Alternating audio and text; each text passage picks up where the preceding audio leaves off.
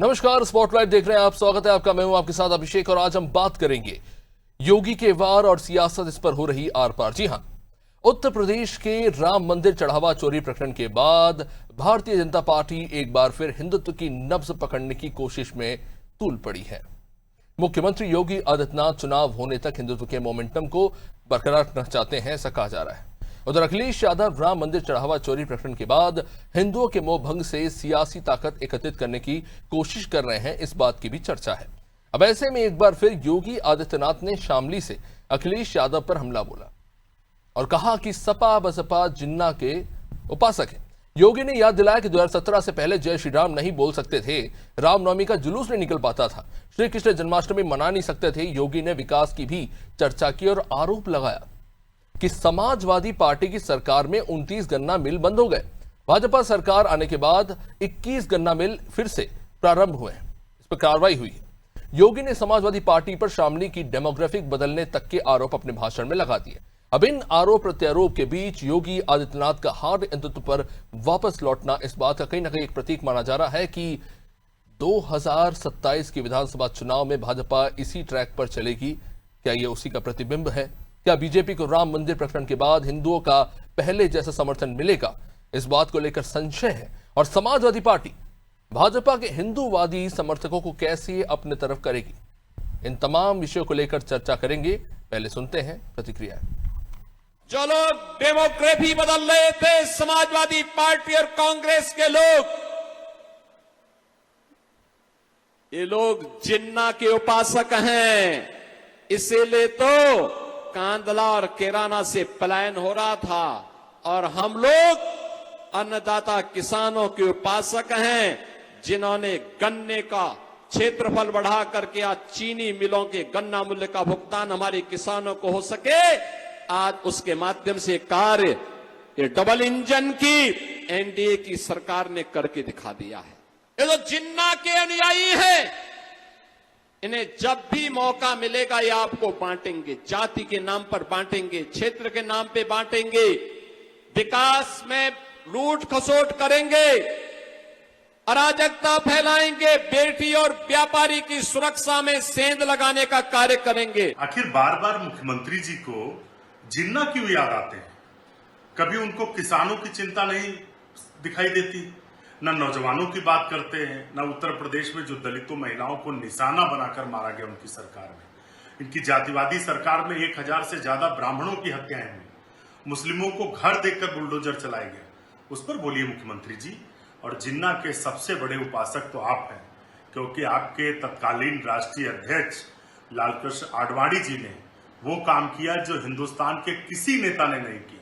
लालकृष्ण आडवाणी जी तो जिन्ना की मजार पर जाकर फूल चढ़ाते हैं और जिन्ना का उपासक हमें आप बताते हैं। जैसे जैसे चुनाव करीब आता जाएगा, भारतीय जनता पार्टी के नेता हों या उनके प्रवक्ता हों, उनके बयान बिगड़ते जाएंगे।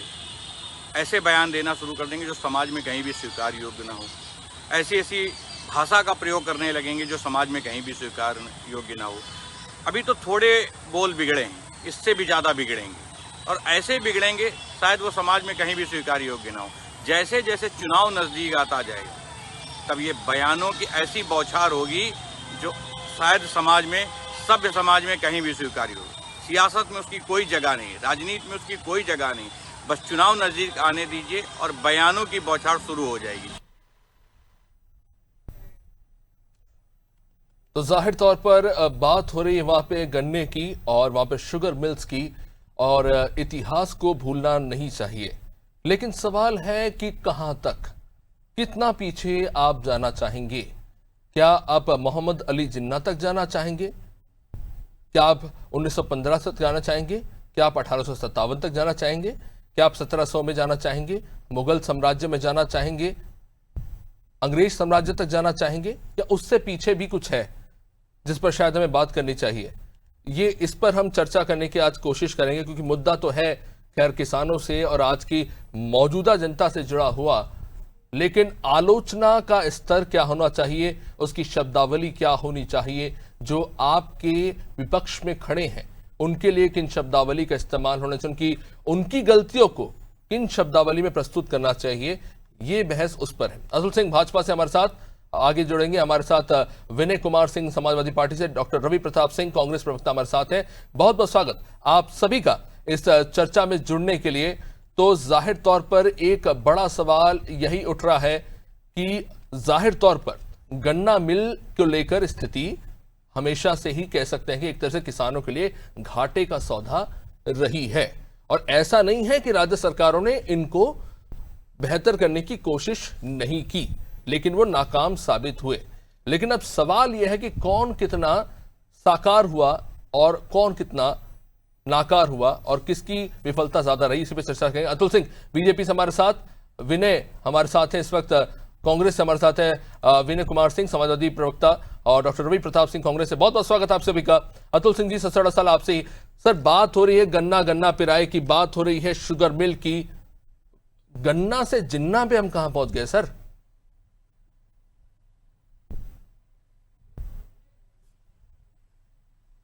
अतुल जी, बात अगर गन्ना पिराई की है, शुगर मिल्स की है, तो हम गन्ना से जिन्ना पे कहां पहुंच गए? और इस बात से हम इनकार नहीं करते, किनारा में एक समय में स्थिति खराब थी। देखिए जी, भारतीय जनता पार्टी किसान से लेकर व्यापारी से लेकर आम जन तक जुड़ी हुई है, उसकी विकास की बात करती है। लेकिन रह गई बात, जो पूर्ववर्ती सरकार प्रदेश में उन्माद फैलाने की कोशिश की। अतुल जी, मैं बीच में आपको टोक रहा हूं, माफ कीजिएगा, आपका चेहरा आधा कट रहा है, प्लीज अगर आपने फोन को थोड़ा सा दूर, हाँ जी प्लीज, थैंक यू जी, आप बोलिए।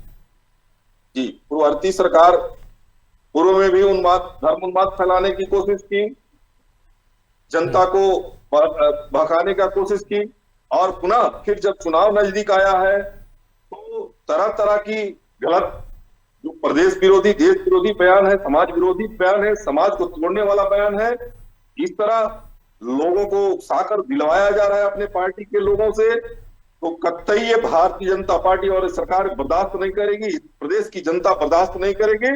इन पूर्ववर्ती सरकारों को सोचना चाहिए कि आपने क्या किया कि आज समाप्त की कगार पे है आप लोग। भारतीय जनता पार्टी ऐसा क्या कर रही है कि पुनः तीसरी बार जनता सरकार बनाने के लिए आतुर है। तो जनता के लिए हमेशा सरकार लड़ रही है, काम कर रही है और करेगी। तो क्या गन्ना के लिए भी काम करेगी, और तो जिन्ना को क्या लेकर अतुल जी आप पूरे आत्मविश्वास के साथ कह सकते हैं कि आज गन्ना किसानों का उनके उपज का पूरा मूल्य मिल रहा है, जो मुनाफे की अपेक्षा कर रहे हैं वो आज मौजूदा सरकार में मिल रहा है? जो शुगर मिल्स में जो उनका बकाई राशि है, क्या उसका भुगतान हो रहा है, या फिर राज्य सरकार ने कहा कि पूर्व की सरकार का जो बकाया हम नहीं पे करेंगे, मौजूदा सरकार का हम पे करेंगे?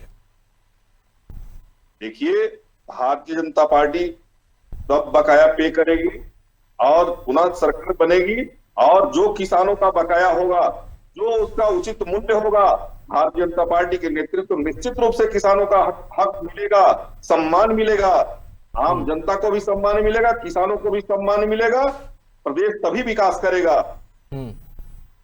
पर इस मामले को जिन्ना से क्यों जोड़ा गया, मैं ये जानना चाह रहा हूं। देखिए, जिन्ना से भारतीय जनता पार्टी कभी नहीं जोड़ती है। ये विपक्ष के लोग जिन्ना और इस्लाम, सनातन ये लाते हैं बीच में, इसलिए कि इन लोगों के पास अब कोई मुद्दा बचा नहीं है। भारतीय जनता पार्टी निरंतर जनता के लिए काम करती है, धरातल पे काम करती है, और विपक्ष के पास केवल जिन्ना और इस्लाम और सनातन ही बचा है। तो अगर आप बहस छेड़ेंगे तो जवाब तो देना पड़ेगा भारतीय जनता पार्टी को। तो जिन्ना को आप बीच में ले आकर खड़ा कर रहे हैं, सनातन को बीच में ले आकर खड़ा कर रहे हैं, कभी किसी हमारे सीता माता पर कमेंट कर रहा है। तो अगर कोई कमेंट करेगा, इस सनातन को, इस देश को, इस प्रदेश को अगर बांटने का काम करेगा, क्षेत्रवाद के नाम पे बांटने का काम करेगा, धर्म के नाम पे बांटने का काम करेगा, तो सरकार निश्चित रूप से जवाब देगी, तब तो जीतना आएगा ही आएगा भी। ठीक है, विनय कुमार सिंह जी हमारे साथ है समाजवादी पार्टी से। विनय कुमार जी, देखिए, जाहिर तौर पर इस बात से तो इनकार नहीं किया जा सकता कि बड़ी संख्या में गन्ना जो शुगर मिल्स है वो बंद हुए हैं और किसानों को नुकसान हुआ है। इस बात से हम इनकार नहीं करेंगे। आपकी समाजवादी पार्टी सरकार में ये स्थिति देखने को मिली है, चाहे इस बात को लेकर भले ही उसको अब किसी और रंग या ढंग में पेश किया जाए, लेकिन आप इस बात से इनकार नहीं कर सकते वो आपकी सरकार की एक नाकामी रही कि शुगर मिल्स में जो स्थिति बनी उसको लेकर कोई ठीक ठाक या ठोस समाधान देखने को नहीं मिला। आपका जवाब? देखिए, समाजवादी पार्टी की जब सरकार थी, ये इको हो रहा आवाज। ठीक है, मैं अपनी टीम से बोलूंगा, वो ठीक करेंगे जी। समाजवादी पार्टी की जब सरकार थी तो गन्ना किसानों का बकाया समय पर मिलता था और हमने बढ़ाया भी था रेट उनका, और उनके सम्मान की पूरी हम लोगों ने ख्याल रखा था। भारतीय जनता पार्टी किस मुंह से कहती है हम किसानों का सम्मान करते हैं? 700 किसान धरने पे मर गए, उनका सुध लेने विनय कुमार जी, आप मुझे आंकड़ा बता किसानों दीजिए कि गन्ना किसानों को प्रति क्विंटल कितना तब दिया जाता था, क्योंकि मौजूदा सरकार बोल रही है प्रति क्विंटल 400 रुपए देते हैं। नहीं, इससे देखिए इन्होंने 25 रुपए इधर बढ़ाया था, 25-30 रुपया, और क्या बढ़ाया इन्होंने? 125 रुपए बढ़ाया था, और क्या बढ़ाया इन्होंने? समाजवादी सरकार में जो है, तो अगर आप ये कहते हैं कि ये पर्याप्त नहीं है, तो आपकी सरकार में तो वो जो था वो भी पर्याप्त नहीं था। नहीं, उस समय के हिसाब से देखिए, जिस हिसाब से महंगाई बढ़ रही है, जिस हिसाब से लागत बढ़ रहा है, उस हिसाब से गन्ना का जो है मूल्य और ज्यादा मिलना चाहिए। जो स्वामीनाथन की रिपोर्ट है उस हिसाब से 500-550 रुपए आज की तारीख में होना चाहिए ना गन्ना किसानों का मूल्य। लेकिन ये सरकार कहां दे रही है, कहां देने को तैयार है? ये तो एक तुकबंदी लेकर के योगी जी आए हैं, क्योंकि गन्ना से जिन्ना ये जुमला युक्त पार्टी है। इनका जुमला होता है तो जुमले में इन्होंने तुकबंदी लगा दिया, और असल में जिन्ना का की जो है प्रशंसक यही लोग रहे। स्वामी प्रसाद मुखर्जी ने भी मुस्लिम लीग से जो है अपनी सरकार बनाई है, उनके साथ में 3 बार बनाई है। और क्या कहते लाल कृष्ण आडवाणी जी जाकर के चादर चढ़ा करके आए। तो ये लोग उपासक है। ये तो महमूद गजनवी को भी पीछे छोड़ दिए। जिस तरीके से मंदिर के अंदर 70 बार चोरी हुआ, महमूद गजनवी ने तो 17 बार किया। ये तो उससे भी बड़े हैं, उससे भी बड़े डकैत है। ये तो महमूद गजनवी से भी बड़े डकैत हैं। इन्होंने ना मंदिरों को छोड़ा, ना इन्होंने सनातन को छोड़ा। इन्होंने कोई कार्य, मुख्यमंत्री जी के पास गिनाने के लिए कोई कार्य नहीं है, वो बता ही नहीं सकते। मौजूदा सरकार ये आरोप लगा रही कि आपकी सरकार में ये होता था कि डेमोग्राफी बदली गई और अपने जो चहेते होते थे उनको मौका दिया जाता था, बाकियों को छोड़ दिया जाता था, पक्षपात होता था। आपका जवाब? देखिए, ये सब बेकार की बातें हैं। भारतीय जनता पार्टी के सरकार में क्या नहीं हो रहा है? क्या अपने चहेतों को, अपने जानने वालों को क्या नहीं दिया जा रहा है? जिस तरीके का, लेकिन बात ये विकास पे इनको करनी चाहिए थी। हम जिस तरीके से विकास पुरुष, विकास विजन वाले हमारे राष्ट्रीय अध्यक्ष श्री अखिलेश यादव जी हैं, हम बात कर सकते हैं विकास पर। हम लखनऊ के अंदर बात कर सकते हैं, हमने मेट्रो बनाया, उससे 1 इंच भी मेट्रो आगे नहीं बढ़ा। हमने जो है मथुरा में जो है मल्टी लेवल जो पार्किंग की सुविधा दी, क्योंकि वहां जाम लगता था, उसका सौंदर्यीकरण कराया। आप अतुल सिंह जी को अगर मैं पूछ लूं कि 83 मेडिकल कॉलेज इन्होंने बताया बनाए हैं, 4 का नाम बता दे जहां पर जमीन अधिग्रहित करके सारे पठन पाठन का कार्य शुरू हुआ हो, नहीं बता पाएंगे। ये इनसे अगर पूछ लिया जाए कि अमौसी से लेकर के लखनऊ राजधानी के अंदर चिन्हट तक में कोई विकास का आयाम बता दे, नहीं बता पाएंगे ये लोग। इन लोगों ने विकास कार्य किया ही नहीं। इन लोगों ने केवल धर्म के नाम पर लोगों को लड़ाने भिड़ाने का काम, जात के नाम पर लोग जिस तरीके से आज दलितों के साथ अत्याचार, एनसीआरबी का डाटा है 51% दलितों के ऊपर अत्याचार बढ़ा है, तो उस पर क्यों नहीं बोलते माननीय मुख्यमंत्री जी? 51% सालों साल ऐसा लगता है कि जो रेटोरिक है वो खत्म ही नहीं हो रहा। हर बार इन्हीं मुद्दों पर हम एक तरह से कह सकते हैं बहस होती रहती है। खैर, डॉक्टर रवि प्रताप सिंह जी भी हमारे साथ जुड़े हुए हैं। डॉक्टर रवि प्रताप सिंह जी, किस तरह से देखेंगे आप? एक तरफ कहा जा रहा है बहुत तरह की बात हो रही, गन्ना को लेकर, जिन्ना को लेकर और उत्तर प्रदेश के विकास को लेकर, पक्षपात को लेकर, आपकी मौजूदा जब यूपीए की सरकार थी उसको लेकर, उस समय यहाँ पे जो मौजूदा सरकार थी उसको जिस तरह से आपने समर्थन दिया, उसको लेकर क्या कहना चाहेंगे आप?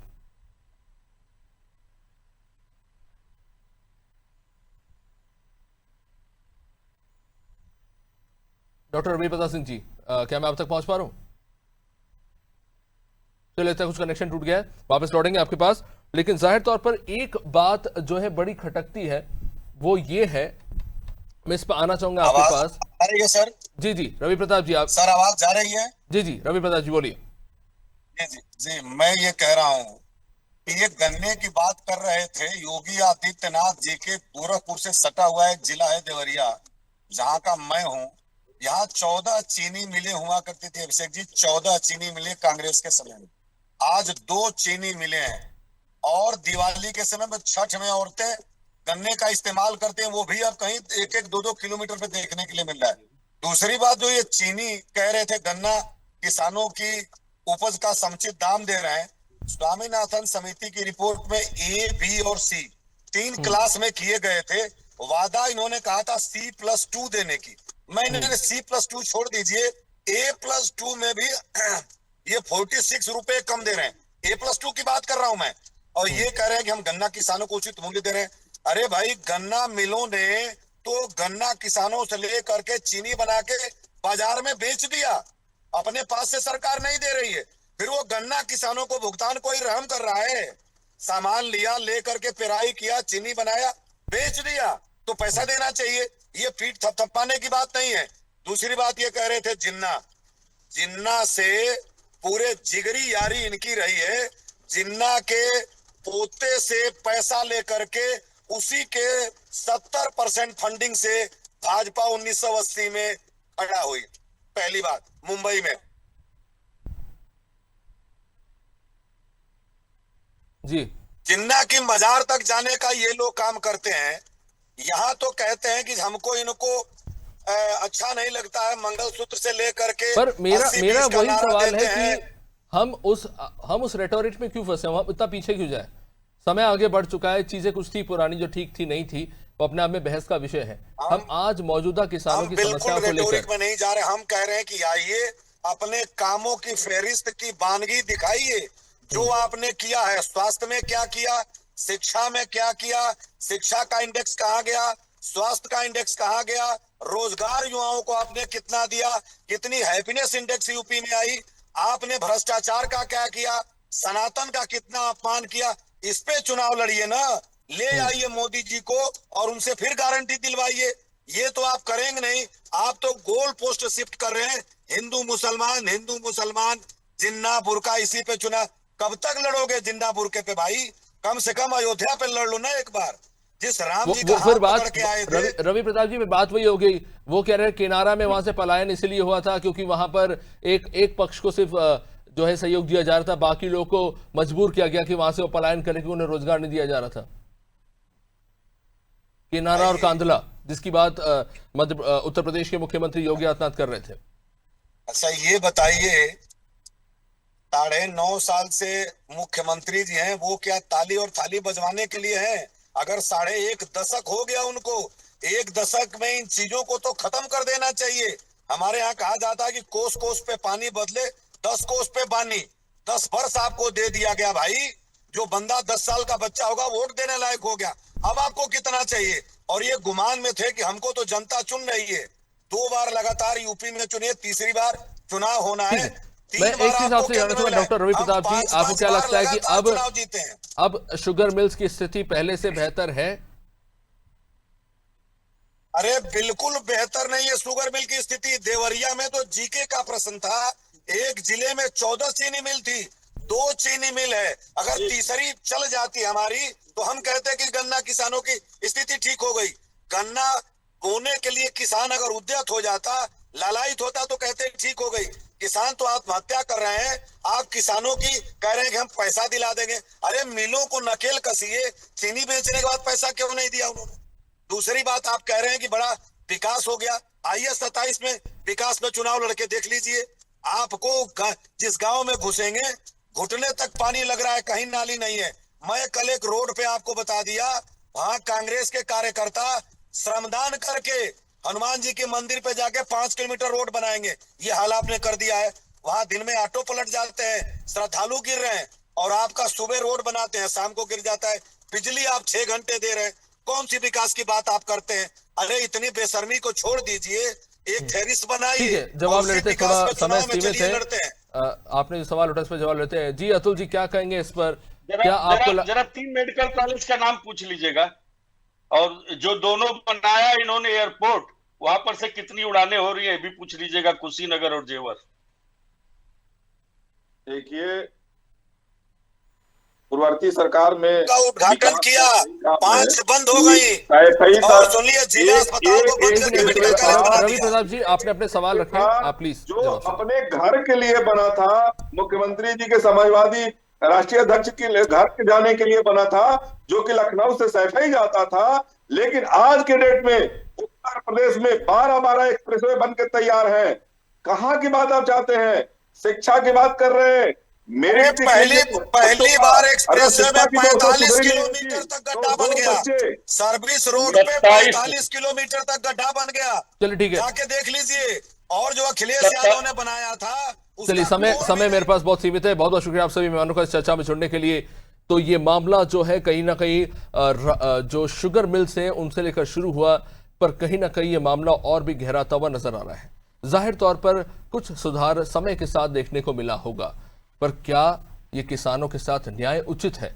ये एक सबसे बड़ा सवाल है कि ये कितना उपयुक्त है और इसमें कितनी कार्य करने की जरूरत है। फिलहाल इस कार्यक्रम में इतना ही। आप देखते रहें आनंद टीवी। नमस्कार।